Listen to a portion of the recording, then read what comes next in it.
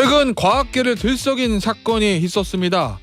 국내 연구진으로 이루어진 퀸텀 에너지 연구소가 개발했다고 하는 LK99, 이 상온 초전도체라고 하는데요. 꿈의 물질 발견이다, 아니다, 아직 검증이 필요하다, 의견이 엇갈리고 있습니다. 먼저 오늘은 이 LK99는 뭔지, 어떤 검증이 필요한 건지 전문가에게 물어보도록 하겠습니다. 이상원 선문대 전자공학과 교수 전화로 연결되어 있습니다. 안녕하세요, 교수님. 안녕하십니까. 예, 이 LK99가 뭐 상온 초전도체라고 하는데, 이 상온 초전도체 이게 뭔지 좀 설명 좀 해주세요. 이게 예. 초전도체라고 그러면은 일종의 이제 저항이 없는 물질이거든요. 예. 그럼 이제 이게 전기가 흐르는데 저항이 없이 흐를 수 있다. 이런 게 이제 초전도체라고 그럽니다. 예, 그럼 전기가 그런데 빨리빨리 잘 아주 잘 흘러가겠네요. 예. 예. 아주 잘 흐르고 예. 전력 손실이 없이 어허. 에너지 손실이 없이 흘러간다. 예. 그래서 우리가 송전선에서 왜 전기를 보내지 않습니까? 네. 그럼 한 5% 정도가 교수가 일어납니다. 손실이. 근데 그런 거 없이 예. 이걸로 이제 케이블을 만들었을 때는 그렇게 그 전력을 예. 공급할 수 있는 예. 그런 게 꿈의 물질이라고 할 수 있죠. 상온 초전도체가 만들어진다면은. 예.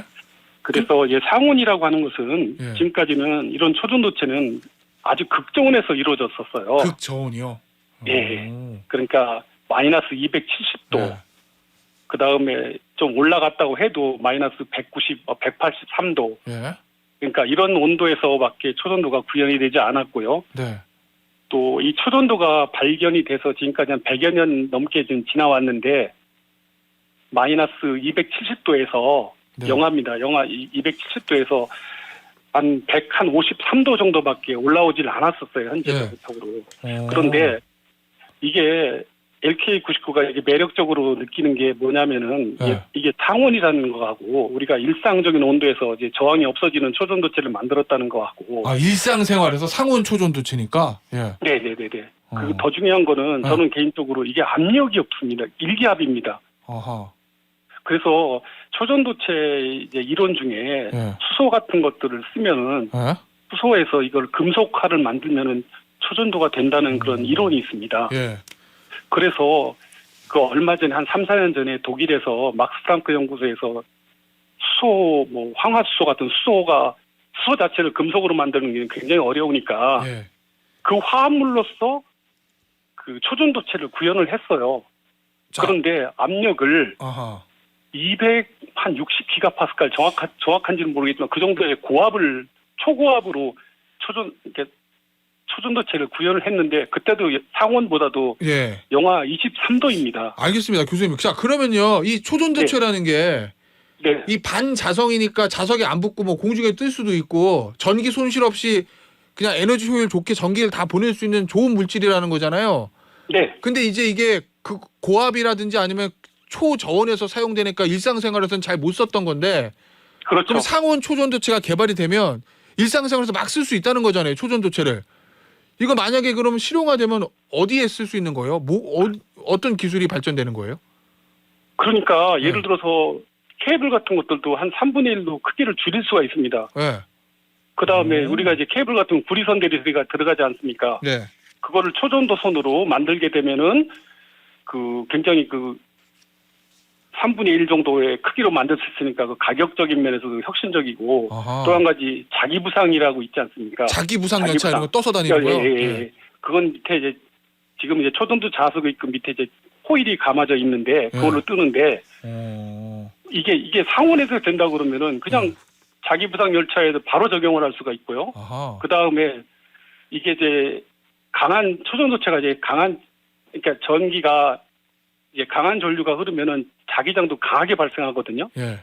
그렇게 되면은 MRI 같은 의료기기에서 봤을 때 우리가 미세한 부분까지 병의 근원을 찾을 수가 있습니다. 야, 또 그럼 한 가지는 예. 이게 냉각을 하게 되면은 예.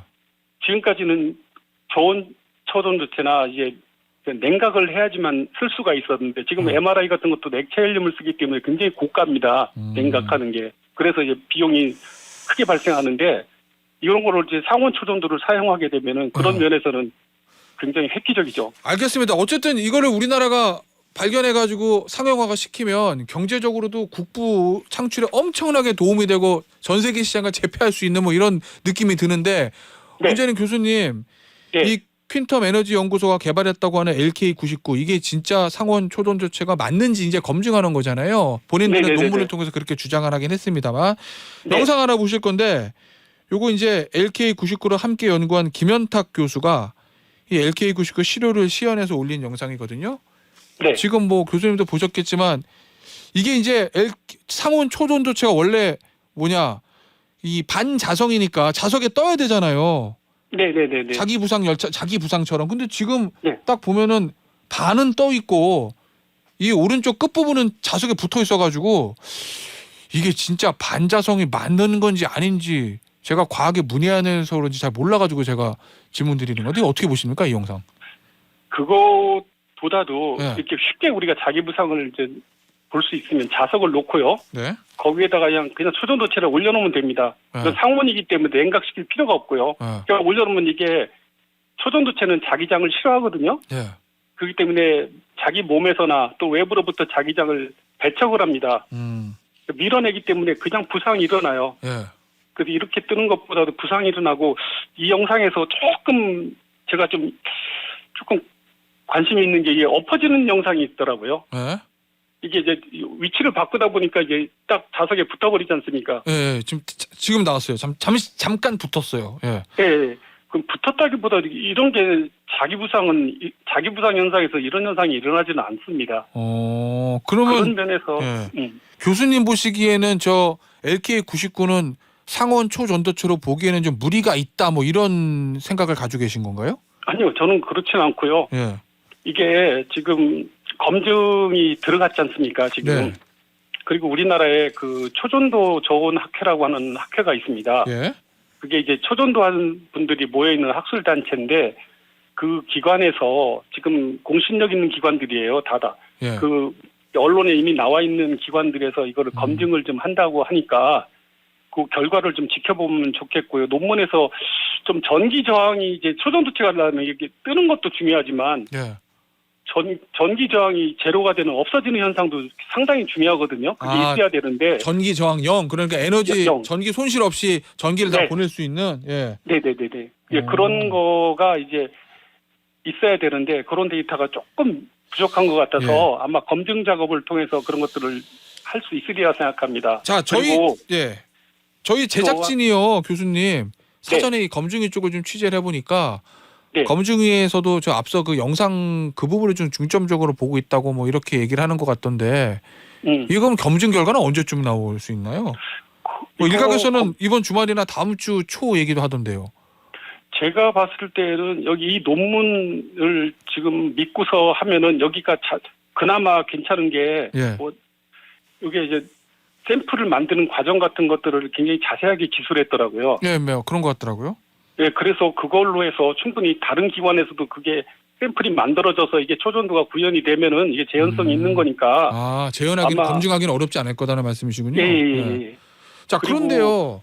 네. 교수님, 지금 뭐 우리나라 검증위나 우리나라 저 교수들님들 입에서 나오는 얘기는 조금 뭐 부정적이라기보다는 좀 지켜봐야 된다, 좀 회의적인 목소리도 있는 것 같은데 지금 보도 보면은 해외, 특히 이제 중국의 한 연구소하고 미국에서는 좀 굉장히 좀 흥미롭게 보는 것 같은 외신 보도들이 있거든요. 네. 뭐 이런 그건 어떤 상황으로 봐야 되나요? 해외에서 여기에 관심을 가지고 좀 긍정적으로 보는 이유는 뭘까요? 우리나라와는 달리.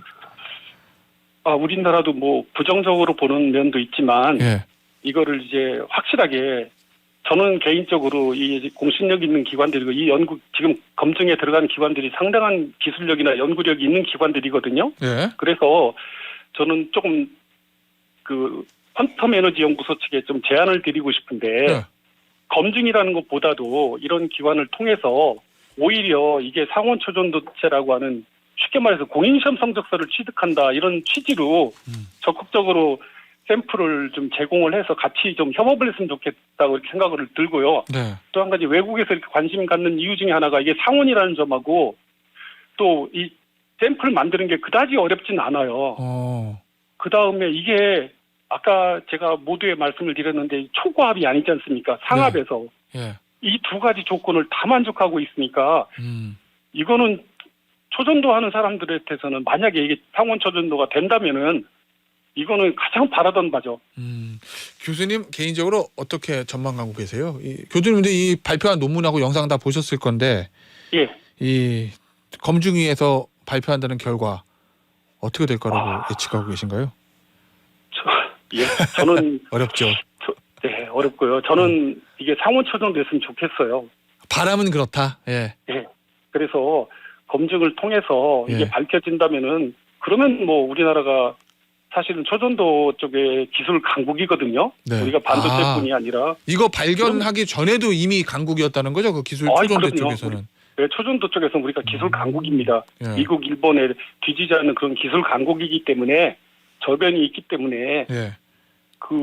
이게 이 태세를 예를 들어 상온 초전도가 밝혀진다면 이쪽으로 다시 뭐 화학이나 뭐 예. 전기나 전자, 소재 이런 전공의 벽을 허물고 같이 융합해서 나가면은 충분히 우리가 리딩이 될 수 있거든요, 세계적으로. 예. 자, 그래서- 교수님. 네. 뭐 만약입니다. 만약에 이 LK99가 검증위의 검증 결과 상온 초전도체가 아니라고 하더라도 그러면 다른 연구소나 다른 대학에서도 우리나라에서 개발을 될 수 있는 가능성이 좀 있나요, 이거? 저는 이렇게도 생각합니다. 이게 예. 처음에 제가 말씀을 안 드렸는데 이제 금속 갖고 초전도를 하다가 예. 세라믹으로 이게 바뀌어졌어요. 음흠. 그러니까 세라믹이 이제 람탄이라는 거하고 바리움하고 구리하고 또 거기에 산소가 붙어갖고 이제 화합물로 해서 이제 초전도가 1987년에 만들어지고 이분들이 이걸로 노벨상을 받았거든요. 예. 그런데 재미난 게 람탄 대신에 이트리움으로 치환했더니 온도가 더 올라가 버렸어요. 음흠. 그래서 지금 그나마 이 고온 초전도체로 명명되게 됐거든요. 네. 그런 것처럼 이게 아니다 그래도 예. 여기 만들었던 그런 노하우나 그다음에 이거 뭐 원소를 치환한다는 등 뭐 여러 가지 방법을 통해서 조금 접근해 나갔으면 이걸로 하면 이제 문제는 나올 거 아닙니까? 예. 그 문제 해결 과정을 찾아가는 거에서 우리나라에서 저는 바람이 상온 초전도가 만들어지리라고 생각을 좀 합니다. 알겠습니다. 마음 심정적으로. 알겠습니다. 오늘 인터뷰는 여기서 마무리하도록 하겠습니다. 지금까지 이상원 선문대 전자공학과 교수였습니다. 감사합니다. 네, 고맙습니다.